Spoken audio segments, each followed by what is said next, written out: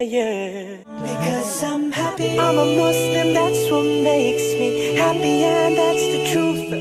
Can we have the next question from the brother? Yes, thank you for the wonderful talk. My name is Shai. I just want to know, since media is the most powerful weapon nowadays, certain irresponsible parties have released media which causes certain parties to resort to much violence method in solving the problem. According to Al-Quran, what is the best approach for this kind of scenarios? The brother asked the question, I think is referring to the innocence of Muslims, correct? Yes, correct. The brother is saying that sometimes certain things, as media is the most powerful weapon, certain things come into the media which hurt the feelings of other people. So what is the best strategy that should be done? Brother is talking about a movie that was released a few weeks before, Innocence of Muslim, which has caused turmoil in the Muslim Ummah, a hue and cry. And I have given a reply that how Muslims should behave.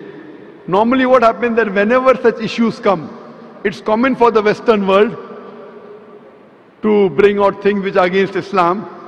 We had the case of Salman Rushdie who wrote satanic verses, Taslima Nasreen wrote Lajja, then we had the Danish cartoons, now we have Innocence of Muslims.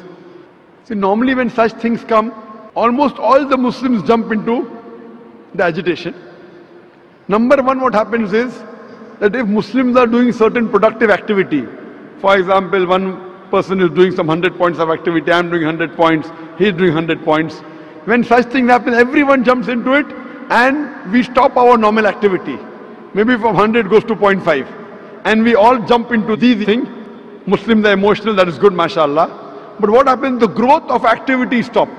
What I suggest, there should be specialized organizations to deal with such issues. How today the aid of specialization, we have heart specialists, brain specialists, kidney specialists. We should have specialized Muslim organization to deal with these issues so that the other Muslims can continue with their normal routine activity of spreading Islam and not stop the growth.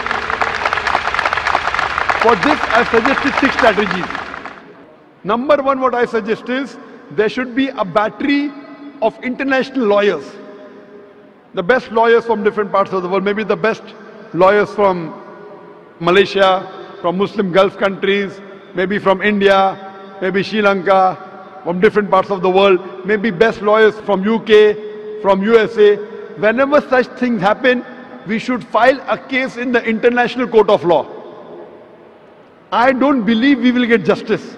I know the International Court of Law is far away from justice, especially where Muslims are concerned. But at least we will put our point through. Have the best of lawyers. The person who has done the act, he should be brought to task. Even if the law will not punish him, but he'll have a hell of a time replying to it. Number one, we should have battery of international top lawyers. If required, we should hire even non-Muslim lawyers. Put a case in the International Court of Law, point number one. Point number two, the Muslim countries should protest officially. Through the foreign ministers of the country, they should protest through the ambassadors in that country that what has happened is wrong. Whichever country is involved in doing this act, all the Muslim countries through the foreign ministry, through the ambassadors should protest, number two. Number three, we should give an intellectual reply to that act. Intellectual reply to satanic verses, intellectual reply to Danish cartoons, intellectual reply to Lajja or to Innocence of Muslim.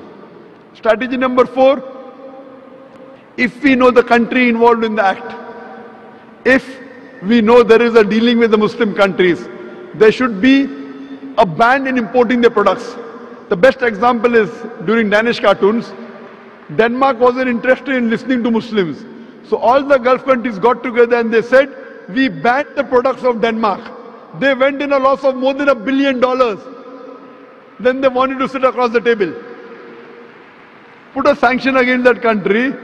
If you believe in freedom of speech, we believe in freedom of using what we want. It's our wish whether we want to use Danish products or not. The moment there was a sanction against the Danish products, Denmark wanted to talk to the Muslims. This is strategy number 4. Strategy number 5, all the Muslims throughout the world should protest via email, via letters, via fax. Protest to the person who's involved, the organization involved, or the country involved. At last, there should be a mass peaceful protest. There should be a show of strength, a peaceful protest, but it should be peaceful. We should not damage the property of another country, should not hurt innocent people, should not indulge in violence. It is prohibited. We should not kill anyone of the same community. As I said earlier, it is haram in Islam. There should be a mass peaceful protest. A show of strength should be there. Millions of people should gather together, but it should be a peaceful march. We should not indulge in violence. If Muslims get together and do it intellectually, inshallah, we can give a fitting reply to such things. Hope that answers the question. Thank you. Let me tell you about my happiness. I get my happiness from Islam. It makes me kind and a better human.